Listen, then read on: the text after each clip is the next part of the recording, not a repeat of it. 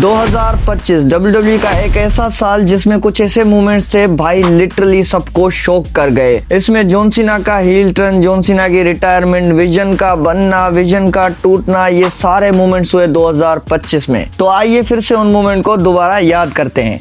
सबसे पहला movement, Usos का एक बार फिर से चैंपियन बनना। जी हाँ, 2-3 दिन पहले ही उसोस टैग टीम चैंपियन एक बार फिर से बने और इस मूवमेंट ने लिटरली हंगामा कर दिया है भाई। फैंस ने क्या क्या तस्वीरें बनाई है, जैसे ब्लड लाइन पहले हुआ करती थी वैसे ही। और सबको यही उम्मीद है कि उसोस के पास तो टाइटल आए हैं, लेकिन रोमन रेंस के पास भी टाइटल आएगा।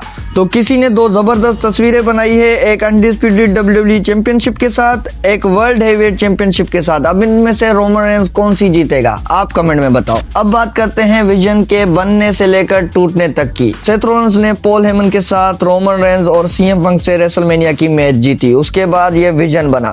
फिर सेथ रॉलिंस के पास money in the bank briefcase आया, जिसमें सेथ रॉलिंस ने वो कैश इन करके रूज ऑफ द सेंचुरी मारी। मतलब CM पंक के हाथ में टाइटल आया ही था, लेकिन सेथ रॉलिंस ने छीन लिया।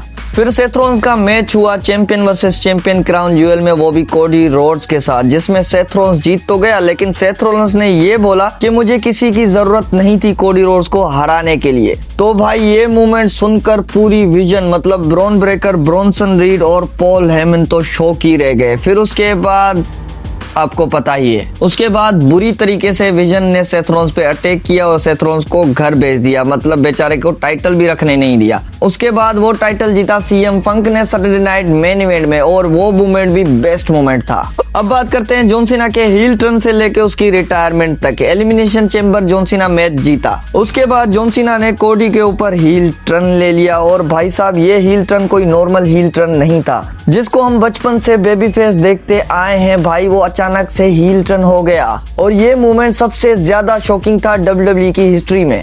जॉन सीना इस हील टर्न को लेकर अनडिस्प्यूटेड चैंपियन भी बना, लेकिन जैसे ही अनडिस्प्यूटेड टाइटल जॉन सीना के हाथ से गया तो जॉन सीना वापस बेबी फेस बन गया। और बेबी फेस बन के जॉन सीना ने क्या कमाल मूवमेंट दिए। एक मूवमेंट उनमें से ये था कि AJ स्टाइल के साथ एक एपिक मैच। मतलब मैं कभी सोच भी नहीं सकता था कि WWE वापस ही पुरानी मैचेस दे सकती हैं, और मैं बिल्कुल गलत था। WWE कुछ भी कर सकती है। इस मैच को देखो, पुराना ही फील आएगा। इसमें जॉन सीना और AJ स्टाइल ने बहुत सारे सुपरस्टार को ट्रिब्यूट किया, खास तौर पे ब्रे वायंट को। फिर उसके बाद John Cena grand slam champion भी बना, इंटरकॉन्टिनेंटल चैंपियनशिप जीतकर, वो भी डोमिनिक मिस्टीरियो को हराकर। और ये मूवमेंट भी बेस्ट था जॉन सीना के लिए। मतलब 2025 में जॉन सीना के साथ क्या कुछ नहीं हुआ भाई। मतलब उसका हील टर्न, फिर उसका ग्रैंड स्लैम चैंपियन बनना, फिर उसकी रिटायरमेंट, मतलब ये टूर जॉन सीना का टोटली एपिक था। अब बात करते हैं 2025 के कुछ रिटर्न्स की, जिसमें पॉप हाई था क्राउड का बिल्कुल। एक तो एलेक्सा ब्लिस का रिटर्न। एलेक्सा ब्लिस के रिटर्न से भाई क्राउड पूरा पॉप हो गया था। एलेक्सा ब्लिस का तो रिटर्न कुछ नहीं था, जो रिटर्न हुआ AJ ली का, तो AJ ली 10 साल बाद वापस आई भाई। तो मतलब टोटली क्राउड पागल सा ही हो गया था AJ ली को देखकर। और ये मूवमेंट देख देख कर 2025 कैसे गुजर गया कुछ पता ही नहीं लगा।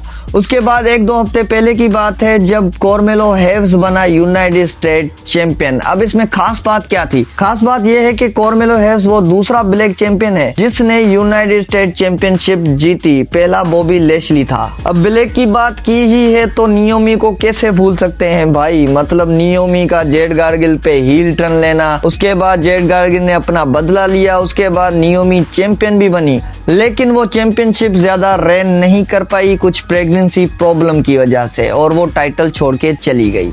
और ये सारे मूवमेंट्स 2025 के ऐसे थे जिसको मैं लफ्जों में एक्सप्रेस ही नहीं कर पा रहा भाई। मतलब जितनी कम तारीफ करो उतनी ज्यादा है इन मूवमेंट्स की। अगर मैंने इन मूवमेंट्स में कुछ मिस किया है तो कमेंट करके मुझे जरूर बता देना।